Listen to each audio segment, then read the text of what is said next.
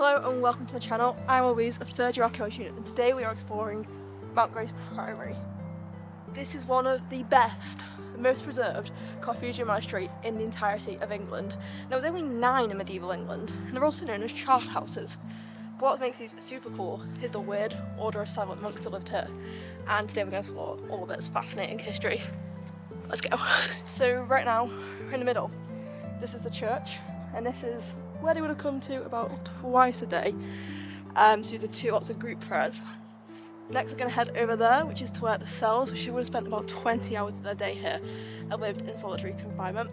And these are also the walls. There's a massive perimeter wall. Outside the walls would have been farming and stuff. And it's also just a beautiful wooded landscape. And it feels really tranquil considering how close we are to the A19 here. This place was founded in 1398 by Thomas de Holland, who was a Duke of Surrey and a nephew of Richard II.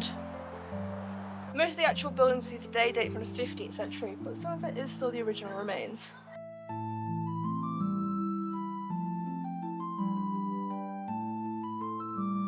I think I'll be able to imagine spending 20 hours a day here much more when we see the reconstructed one. So we're now entering the reconstructed monk cell. And like I said, these lived in complete solitary like hermits, so that's how they thought they would please God. Well, let's go look inside and see if we could live like one.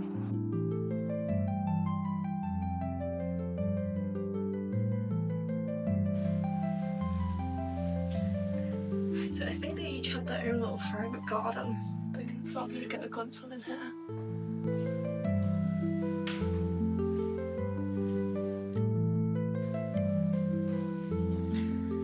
So remember, each of these cells is just for one monk, so only one man. So come through here. We've got a bed, which is pretty hard, I'm gonna be honest, but this is nice. Bedroom, very dark. It is very dark. We go back out, we've got stairs. Astonishing. Iron prayer mat. Maybe desk again. Ready for prayer. More little bits at the front of windows. I think this one itself was built in the 15th century originally. Obviously the reconstruction's quite a bit later. Let's have a look what's upstairs.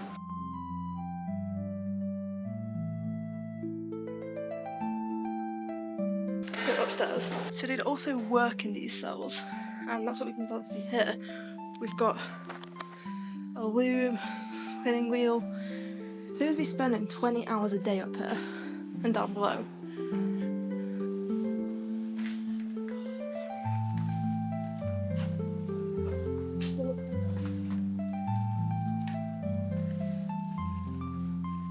So this is the garden. We've got a monk's planting guide here. So we had herbs for health, plants for food, herbs for health again, plants for beauty and contemplation, herbs for the kitchen, and plants for the church. So a nice range. So if you think, what we've just been around is for one monk. One person would spend 20 hours a day here. I think I could maybe do it. You've got a lot of space, you'd work, you'd get to go to the garden, and you would get to go to the main church twice a day for group prayer. But this is crazy that they spent so much of their time in just this space, but all of this was for one man. Like, really unique. This makes this place such an interesting place to visit. So apparently they got their food in a hatch. I think this is one of the hatches. So I'd be the monk receiving my food from a hatch, because apparently they got their food from hatches. So this is one of the non-reconstructed ones. Here. We've got that living area. The bed is here, that one, fireplace, and the garden area. Drainage system, which is really cool.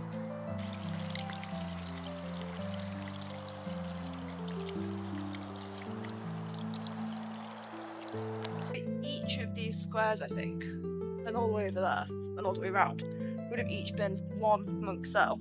So I mean, there could have been loads of monks here, but quite a lot if you consider how nicely they were sort of living in that solitary confinement.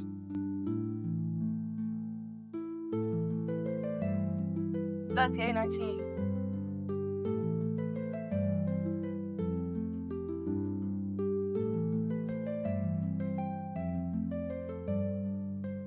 So when Henry VIII decided to dissolve the monasteries, Mount Grace Priory was actually the last to be suppressed in North Yorkshire.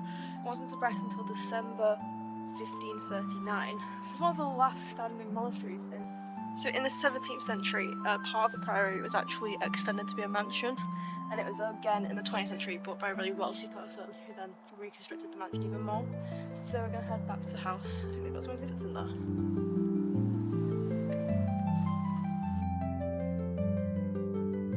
So we then explored the house, which had 3 rooms upstairs about the priory, and then 2 rooms downstairs, showing the 20th century arts and crafts style the house was done up in. As we then explored the garden before heading home, and Mount Grace Priory was an incredible day out that I'd really recommend if you're ever in the area. Thank you so much for watching this video, and please remember to like and subscribe for more archaeology content. You can also find my social media listed down below in the description. See you in the next one.